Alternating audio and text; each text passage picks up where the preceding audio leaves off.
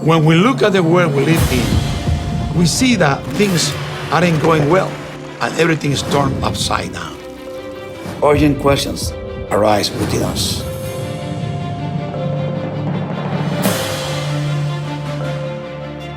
¿Qué puedo hacer yo? What can I do in the face of so much pain and suffering? Will doing my little part to make a difference in the world really do any good? Or will it be better to play dumb and just try to get through it the best I can? These questions bring us face to face with ourselves, and the future of the world will depend on how we answer them.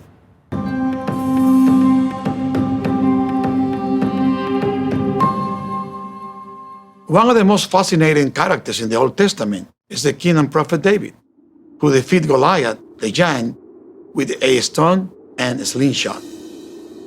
Israel was at war with the Philistines. Goliath proposed a challenge to the Israelite army.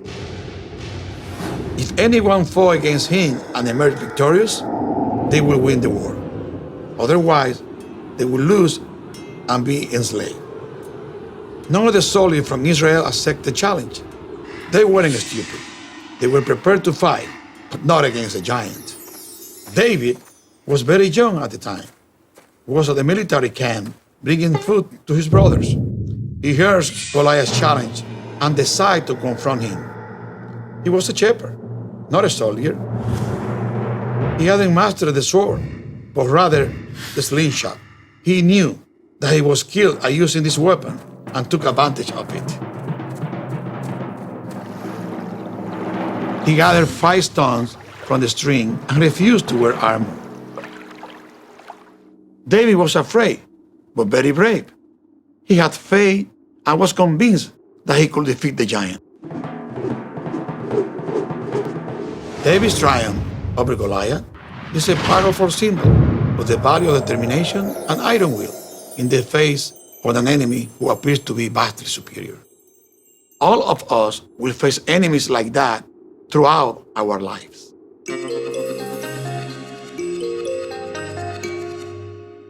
During the dictatorship of Rafael Leonidas Trujillo, the Dominican Republic endured one of the bloodiest periods of tyranny in 20th century Latin America. For 30 years, civil liberties were non-existent and there were constant violations of human rights. Anyone who disagreed with the regime could be imprisoned and tortured and was usually executed. Casualties during the Trujillo era rose to more than 50,000 people. One day, when I was just a boy, I stood in a long line with my father and grandmother under the beating sun, waiting to visit my uncle, a pediatrician, Dr. Ramón Tallaj. He was imprisoned in the Cárcel de la 40, a clandestine center of repression and torture. Indignant at the situation the country was experiencing, my Uncle Jose decided to become part of the 14th of June movement. That we live here together. As you know, in the back of this house, there is a coal storeroom. But in the other side, that goes to the other side of the street, there was a print place owned by my uncle. What he does, he used to be print things against Trujillo and open that door to the coal area and bring it to this side and distribute to kids and young kids through the city, all against Trujillo. At some point, all these kids were killed by Trujillo, and my uncle was in jail. The only thing that saved my uncle's life is because he was taking care of the higher people, including the generals, who were close to Trujillo, and they were the ones who saved their life. My uncle survived his captivity, and years later, published a book in which he gives a first-hand account of the abuse and torture he and his comrades endured. I'll never forget the first time I saw the marks on his back from the lashing he received in the jail. The scars of his fight for freedom were permanently marked in my memory, raising a number of questions within me.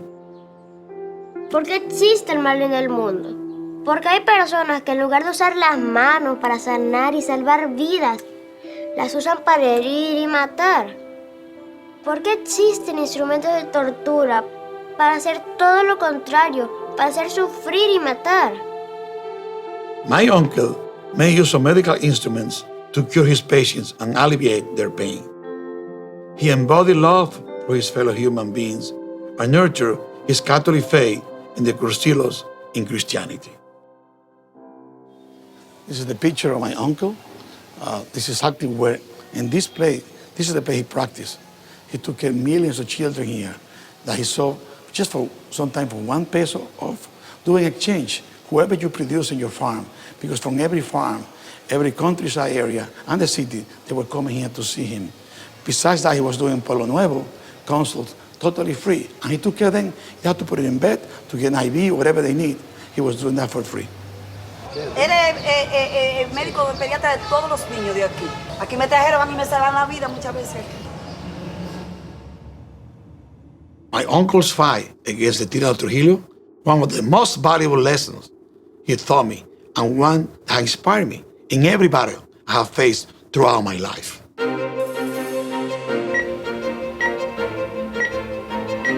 We live in an era marked by great tyranny, often disguised in a suit and tie.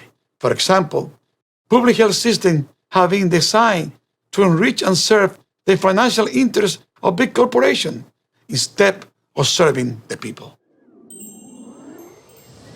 I've always said that healthcare began with a magician and someone who was sick. So many people came to see him that he needed an assistant, which we call a nurse. And more people were kept coming, so they need a place, which they call a clinic.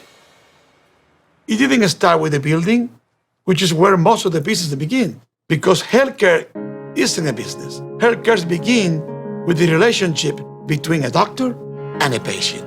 This is why the most important battle I have faced throughout my life has been to re-examine the practice of the family doctor.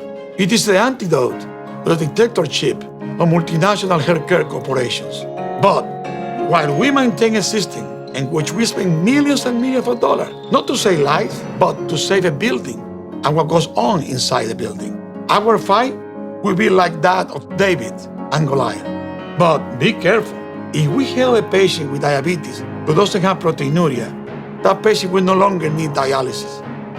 And this goes against those who want to make money by keeping people sick so they remain on dialysis, selling fluids. If we help people with low hemoglobin A1C, there will be fewer people with amputations. And then we will have a serious problem with those people who say prosthetics. I once visited a Latin American country where they sat me down to tell them how they could work as primary care physicians in order to make significant changes. Sitting beside me was the one who sold the most dialysis machines and fluids, and the one who sold the most prosthetics. Well, I had to leave the meeting immediately because what I told them was like a torpedo. Their financial interests demanded that things remain the same, no change.